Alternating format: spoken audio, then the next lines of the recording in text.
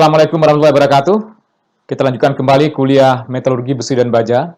Sekarang kita berada pada modul yang kedua mengenai persiapan bahan baku untuk pembuatan besi. Ya, sekarang kita berada di modul yang kedua. Kita akan melihat mengenai persiapan bahan baku untuk pembuatan besi. Bahan baku untuk pembuatan besi ini yang kita lihat, terutama untuk teknologi blast furnace, karena kita ketahui bahwa teknologi yang paling banyak digunakan di dunia adalah blast furnace.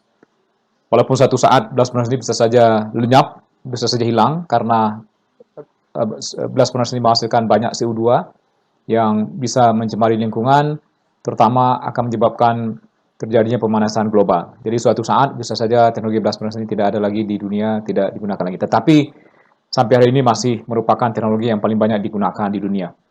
Bahan baku yang digunakan untuk blast furnace ini terdiri dari tiga. Yang pertama adalah kokas sebagai reduktor dan juga sebagai sumber energi, dan juga untuk menyangga material yang ada di atasnya. Itu adalah fungsi kokas yang belum bisa diganti oleh material yang lain, terutama fungsi yang nomor 3 untuk menyangga material-material di atasnya. Kemudian kokas ini merupakan satu-satunya material yang sampai ke dry tuyer yang masih dalam keadaan padat, tidak meleleh. Kemudian melalui celah-celah dan celah kokas ini juga gas dari bagian bawah dari tuyer ini bisa keluar ke bagian atas dari blast furnace. Kita lihat kembali ini salah satu layout dari perusahaan baja yang ada di Indonesia yang bisa Anda lihat juga dari Google Maps. Ini dari PT Krakatau Steel. Mereka baru saja memasang blast furnace. Ada di daerah di sini itu blast furnace untuk pembuatan besi atau hot metal. Kemudian di sini terdapat coking plant. Di sini juga terdapat sintering plant. Jadi pabrik untuk membuat kokas dan pabrik untuk membuat sinter juga terdapat di sini. Hal yang sama kalau misalnya kita lihat di tempat lain, di PT Krakatau Posko, ini tetangga dari Krakatau Steel. Di sini juga terlihat dari atas, yang ini adalah untuk sintering plant, dan di bagian ini adalah untuk coking plant, untuk pembuatan kokas, dan ini adalah untuk membuat sinter. Di Posko juga terlihat jelas ya, di sini blast furnace-nya, kemudian di bagian awal di sini terdapat coking plant, dan juga terdapat sintering plant di bagian di sini. Ini contoh pabrik baja yang ada di Jerman juga sama. Kita lihat di sini ada blast furnace-nya. Ada dua blast furnace, yang 4 dan 5, 1, 2, 3 tentu saja sudah tidak digunakan lagi, sudah dibongkar. Itu blast furnace yang lama. Kemudian di sini terlihat ada pabrik sinter, dan di bagian sini terdapat pabrik kokas. Jadi pabrik kokas dan pabrik sinter biasanya harus ada di dalam suatu pabrik baja yang menggunakan teknologi blast furnace.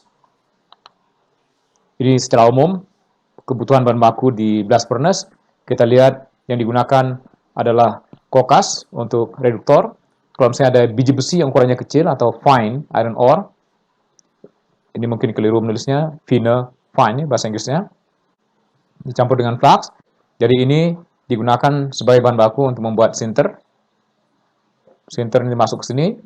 Kemudian sebagian kecil juga menggunakan pellet, atau beberapa pabrik juga masih menggunakan pellet sebagai campuran di dalam blast furnace, tapi umumnya pellet ini lebih mahal dibandingkan dengan sinter. Pabrik baja itu lebih banyak menggunakan sinter plant dibandingkan dengan menggunakan pellet. Kemudian ini yang akan dimasukkan ke dalam blast furnace. Jadi yang akan kita lihat di segmen yang pertama ini, dan juga segmen yang kedua, mengenai bagaimana membuat pellet dan juga membuat sinter. Ini kita lihat penggunaan dari bahan baku di dalam blast furnace untuk menghasilkan besi di pabrik baja di Jerman. Ada 3 bahan baku yang digunakan sebagai sumber untuk besi. Yang pertama adalah sinter yang warnanya merah tua atau coklat. Jadi di sini sinter, ini porsi sinter yang digunakan tergantung pada pabriknya. Ada pabrik yang menggunakan sinternya lebih banyak. Ada 2 pabrik di sini yang menggunakan sinternya lebih kecil. Tapi ini adalah data yang sudah agak lama di perusahaan baja yang ada di Jerman. Jadi ada 2 perusahaan di sini, di Klöckner di Bremen dan juga di Salzgitter. Ini menggunakan porsi pelletnya lebih banyak. Yang warna hijau ini adalah pellet, lebih banyak dibandingkan dengan porsi sinter. Tapi di tempat lain kalau misalnya dilihat, porsi sinter itu lebih banyak. Lam ore itu artinya biji besi dalam bentuk bongkahan, dan dia biasanya kuat ya. Di alam kadarnya sudah tinggi, tidak perlu lagi proses konsentrasi, tidak perlu dinaikkan kadarnya. Jadi kadarnya sudah tinggi, sudah di atas 62% besinya, dalam bentuk bongkahan, itu bisa langsung diumpankan ke dalam blast furnace. Tapi porsinya tidak banyak, karena dia juga biasanya tidak begitu kuat dibandingkan dengan sinter maupun pellet. Jadi porsinya kalau misalnya kita lihat di sini ada yang 15%, ada yang 14%, ya maksimum di 15%. Rata-rata kurang dari 15% itu yang digunakan lamp ore-nya. Sekali lagi, material yang mengandung besi yang digunakan di blast furnace yang paling banyak adalah sinter, yang kedua adalah pellet, yang paling kecil porsinya adalah lamp ore, biji besi dalam bentuk bongkahan. Kita fokusnya ke tiga ini, ke pellet, kemudian sinter, kemudian kokas. Ini data di tempat lain. Kita lihat atau data dari biji besi yang dijual saat ini, yang paling banyak digunakan adalah untuk sinter feed. Jadi yang warna oranye itu adalah bahan baku untuk sinter, kemudian ini yang lam, itu yang bisa langsung digunakan di dalam blast furnace. Kemudian yang ini porsinya adalah pellet, pellet sudah jadi di dalam pabrik, di dalam perusahaan tambang itu sendiri sudah langsung membuat pellet.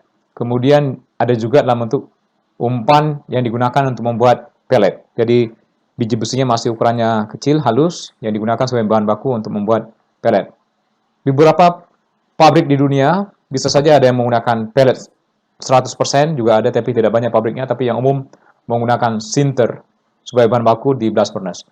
Pellet selain digunakan di blast furnace, juga digunakan di proses-proses reduksi langsung atau direct reduction teknologi, misalkan dengan menggunakan shaft furnace atau jelas teknologinya adalah mid-rack atau HYL, itu harus menggunakan pellet. Jadi bahan bakunya harus dalam bentuk pellet. Sama seperti Krakatau Steel, kalau misalnya mereka mengoperasikan HYL 3 dan HYL 1 tapi sudah tidak digunakan, hanya HYL 3. Kalau misalnya mereka mengoperasikan itu juga harus menggunakan IOP istilahnya, Iron Ore Pellet.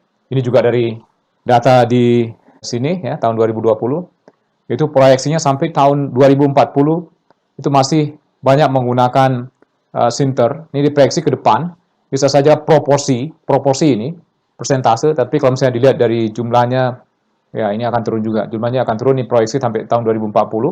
Karena di zaman itu bisa saja teknologinya berubah. Sebagian yang tadinya blast furnace-nya lebih banyak, blast furnace-nya mungkin porsinya akan kecil, ini proyeksi, akan ada teknologi yang dikembangkan seperti HYL maupun mid-rack yang menggunakan reduktornya adalah hidrogen. Jadi gas hidrogen, jadi harapannya tidak lagi menghasilkan gas CO2. Itu ke depan. Bisa saja nanti suatu saat blast furnace atau sinter feed ini porsinya akan kecil atau tidak ada lagi. Semua itu akan diganti dengan teknologi yang tidak lagi menggunakan karbon sebagai reduktor. Jadi bisa menggunakan hidrogen, gas hidrogen sebagai reduktor, atau juga menggunakan proses elektrolisis.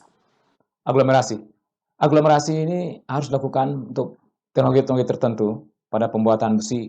Misalkan teknologi direct reduction itu harus menggunakan pellet. Jika teknologinya adalah HYL atau mid-rack atau RHF, itu biasanya menggunakan pellet sebagai bahan bakunya. Teknologi blast furnace harus menggunakan sinter atau pellet sebagai bahan baku utama di dalam blast furnace. Kenapa harus dilakukan proses aglomerasi atau pelletisasi ini atau sintering ini? Tujuannya adalah untuk meningkatkan permeabilitas. Di dalam proses direct reduction, tentu saja kalau misalnya dimasukkan biji besi yang ukurannya macam-macam atau termasuk ukurannya halus, begitu dihembuskan gas reduktornya di bagian bawah, tentu saja gas reduktor ini tidak akan bisa digunakan untuk mereduksi material-material yang ada di atasnya. Dia sulit untuk naik karena tidak ada pori-pori di antara material tersebut. Jadi kalau misalnya dimasukkan ke dalam suatu reaktor yang materialnya terlalu kecil, terlalu halus, seperti debu misalkan, atau yang ukurannya pasir gitu ya, seperti pasir, itu dimasukkan ke dalam blast furnace, itu tidak bisa digunakan. Di bagian bawah juga punya tekanan tinggi, sehingga gas ini tidak bisa naik. Jadi permeabilitasnya tidak ada atau kecil sekali permeabilitas kalau misalnya menggunakan material yang bahan bakunya, apalagi yang keluar dari proses konsentrasi dari biji besi ini yang sudah melalui proses magnetic separator ya. Jadi memang harus lakukan proses aglomerasi terlebih dahulu sebelum dimasukkan ke dalam blast furnace maupun beberapa teknologi dari direct reduction. Kemudian juga untuk meningkatkan kontak antara gas dengan pellet atau dengan biji besi ini. Itu juga butuh ukuran tertentu sehingga gasnya bisa mereduksi secara merata dan baik di seluruh permukaan dari material yang akan direduksi. Kalau misalnya ukurannya macam-macam, tentunya akan menyulitkan gas ini. Yang satu punya waktu yang dibutuhkan untuk reduksi lebih tinggi, yang satu lebih rendah gitu ya. Jadi tidak seragam. Nanti begitu keluar produknya ada yang sudah jadi, ada yang belum jadi. Jadi itu juga tidak diinginkan di dalam operasi dari pembuatan dari besi ini. Aglomerasi ini biasanya disarankan mengandung sekitar 60 atau lebih dari 60% besi di dalamnya. Kemudian ukurannya juga minimum 6 mm atau di maksimum 25 mm. Itu ukuran dari aglomerasi ini. Kemudian harus kuat, biasanya harus dilakukan proses pengujian terlebih dahulu supaya dia tidak pecah, baik pada saat transportasi, pada saat ditumpuk, kemudian pada saat diumpankan ke dalam furnace, dia tidak hancur, jadi belum apa-apa dia sudah hancur terlebih dahulu. Kemudian dia juga harus tahan pada temperatur tinggi, jangan sampai dipanaskan, kemudian dia akan melunak, dan sehingga gasnya sulit untuk mengalir ke atas. Kemudian harus juga bisa direduksi dan harus bisa menahan beban-beban di atasnya pada saat dimasukkan ke dalam suatu reaktor. Umum digunakan sekali lagi dalam bentuk pellet atau sinter. Ini di industri besi baja sampai hari ini pellet bentuknya seperti ini, seperti kelereng.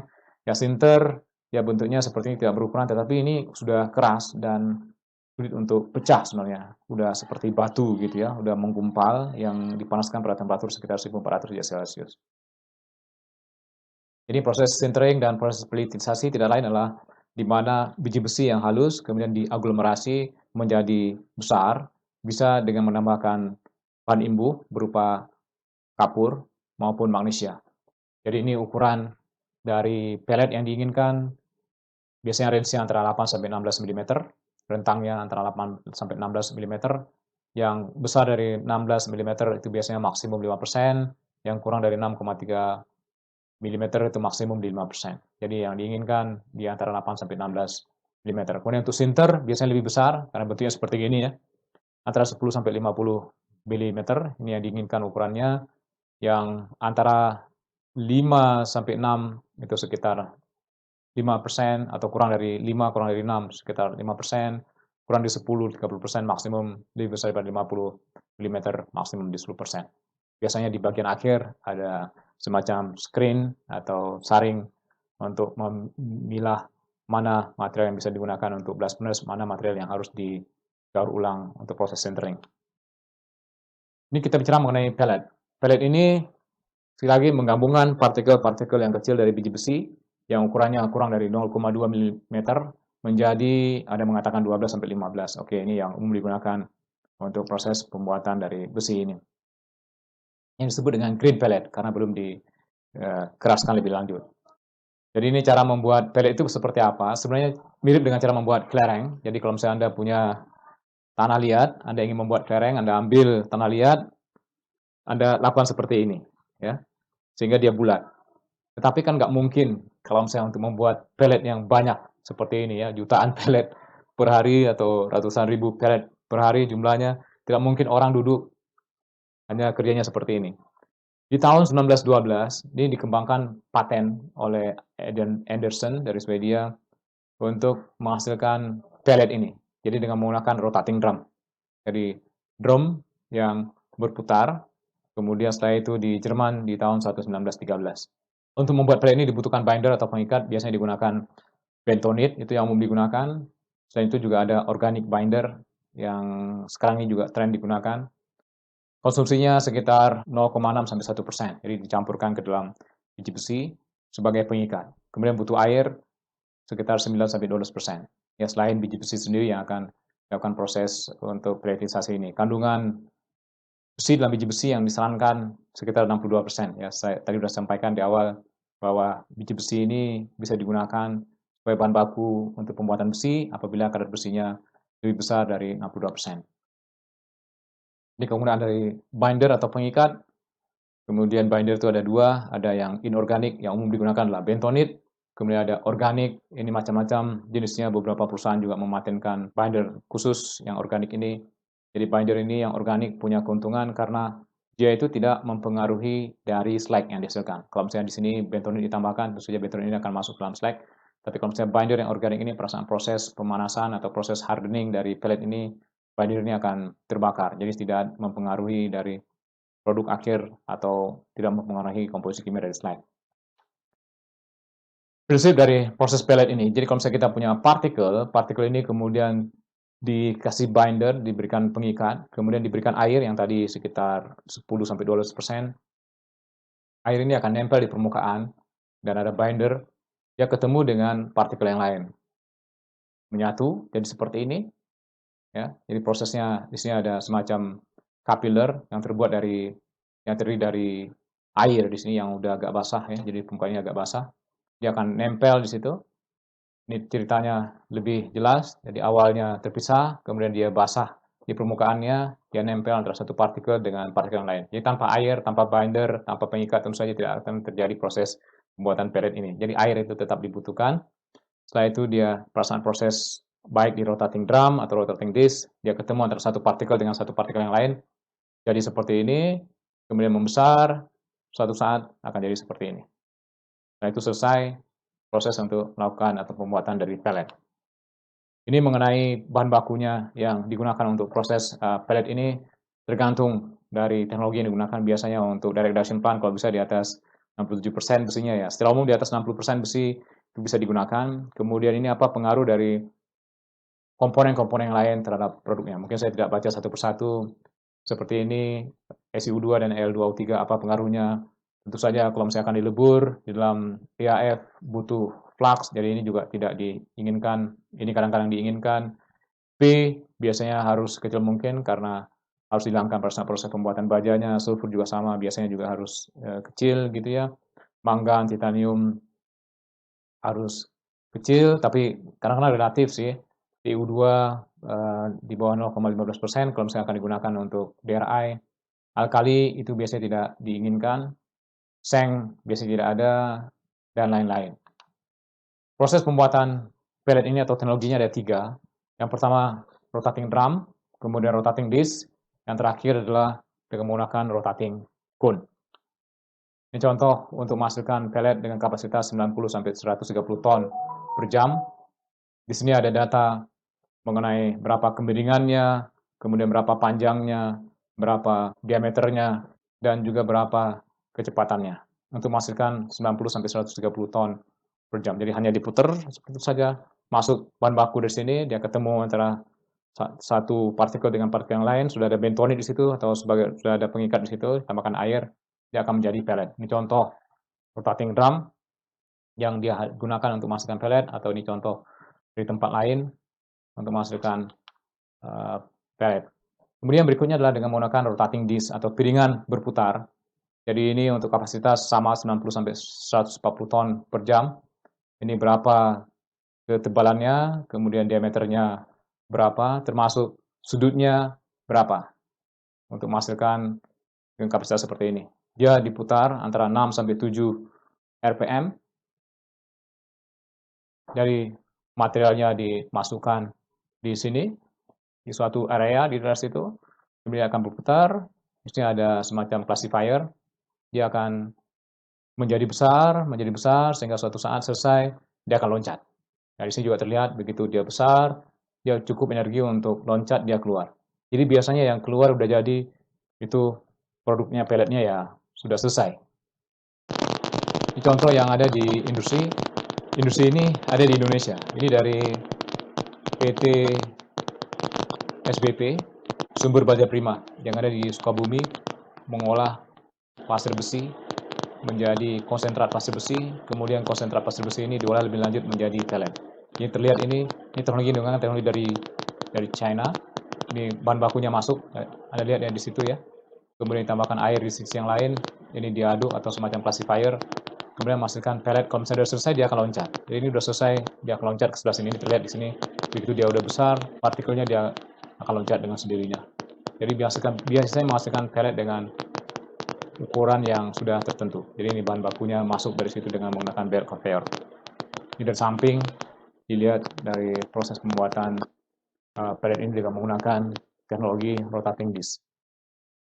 Pellet yang keluar dari rotating disc maupun dari rotating drum itu masih belum bisa digunakan. Itu dikatakan dengan green pellet. Jadi pelletnya masih hijau. Hijau itu maksudnya belum masak. Belum bisa digunakan. Bukan karena warnanya yang hijau. Jadi green pellet itu bukan pellet yang warnanya hijau, tapi pellet yang baru saja selesai dari proses pembuatan pellet. Yang belum kuat. Jadi kalau misalnya jatuh saja dari sekitar 2 meter, dia akan pecah. Yang berikutnya harus dilakukan adalah proses hardening. Jadi harus dikeraskan pellet itu dengan cara pemanasan pada temperatur hingga 1200 derajat Celcius. Secara skematik, proses yang berlangsung di hardening ini dipanaskan sampai 400 derajat Celcius, kemudian dipanaskan lagi sampai temperatur 1400 derajat Celcius, kemudian setelah itu baru didinginkan. Jadi waktunya sekitar 20 sampai 30 menit ini proses yang dilakukan untuk proses hardening ini. Teknologinya apa yang digunakan bisa menggunakan traveling grade, grade kiln, atau shaft furnace. Jadi teknologi yang digunakan bisa shaft furnace seperti ini, grade kiln artinya kombinasi antara traveling grade dengan rotary kiln, kemudian terakhir adalah traveling grade. Ini teknologi yang umum digunakan. Bisa memilih salah satu. Yang paling banyak digunakan ini termasuk yang umum digunakan dan ini juga sama ya termasuk yang umum digunakan. Tentu saja di sini butuh bahan bakar, bisa menggunakan batu bara atau gas alam untuk proses pengerasan dari pellet ini. Ini contoh dengan menggunakan traveling grade, di sini ada alat yang tadi untuk membuat pelletnya dengan menggunakan rotating disc atau rotating cone di sini bentuknya. Keluar bentuknya pellet. Pellet ini langsung di saat itu juga dikirimkan ke proses untuk hardening. Jadi ini kalau misalnya kita lihat prosesnya, ini adalah proses untuk pembuatan pelletnya dengan menggunakan rotating drum. Kelihatan di sini banyak rotating drum yang dipasang secara berjejer. Kemudian di sini teknologi yang digunakan untuk mengubah langsung dari green pellet menjadi pellet yang udah keras dengan menggunakan teknologi grade kiln. Jadi di sini ada traveling grade dicampur dengan atau dikombinasikan dengan kiln di sini. Dalam proses pengolahan biji besi, jadi ini dari biji besi, kemudian proses peremukan, kemudian penggerusan, kemudian ada proses konsentrasi, flotasi, magnetic separator, dihasilkan biji besi yang kadarnya sudah tinggi, yang halus, kemudian langsung dilakukan proses aglomerasi di sini. Di proses ini biasanya dilakukan di tambang atau dekat dengan tambang. Teknologi yang berikutnya adalah teknologi ekstrusi. Teknologi ini teknologi yang masuk baru dikembangkan. Jadi biji besi dibuat menjadi seperti itu, ekstrusi. Jadi ditekan, biasanya dicampur dengan semen, supaya atau binder sama saja, air, binder, semen sih biasanya digunakan. Kemudian tinggal ini dikeringkan, dijemur, ini sudah ada di India. Bisa digunakan sebagai bahan baku untuk blast furnace, menurut mereka. Ini contohnya, blast furnace operation with 100% extruded briquettes charge. Ini sudah ada di India dengan menggunakan ini. Tetapi tentu saja blast furnace bukan blast furnace yang besar, katakanlah yang volumenya sekitar kurang dari 1000 meter kubik atau kurang dari 1500 meter kubik itu bisa menggunakan brakes ini atau briquette. Contohnya seperti ini prosesnya. Di sini dialirkan bahan bakunya, kemudian ditekan. Setelah itu ditekan yang kedua di sini.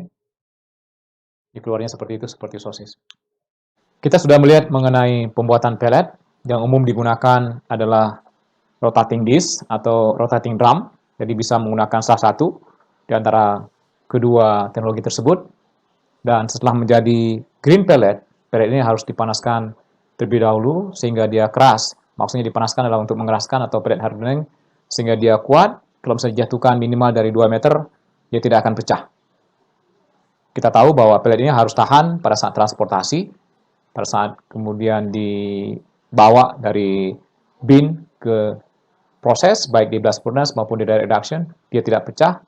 Kemudian dalam proses itu sendiri, dia tidak pecah. Jadi harus mempunyai sifat-sifat fisik tertentu, harus diuji, ya minimal tumbler index, dan juga shatter test. Selain itu juga harus ada compression strength, jadi ditekan sampai pada gaya berapa dia pecah. Jadi untuk simulasi dia tidak boleh hancur pada saat dimasukkan ke dalam furnace atau juga ke dalam proses direct reaction. Kemudian juga harus lihat apakah dia mudah direduksi atau enggak. Baik, mudah-mudahan bermanfaat. Kita baru saja melihat teknologi yang digunakan untuk membuat pellet. Assalamualaikum warahmatullahi wabarakatuh.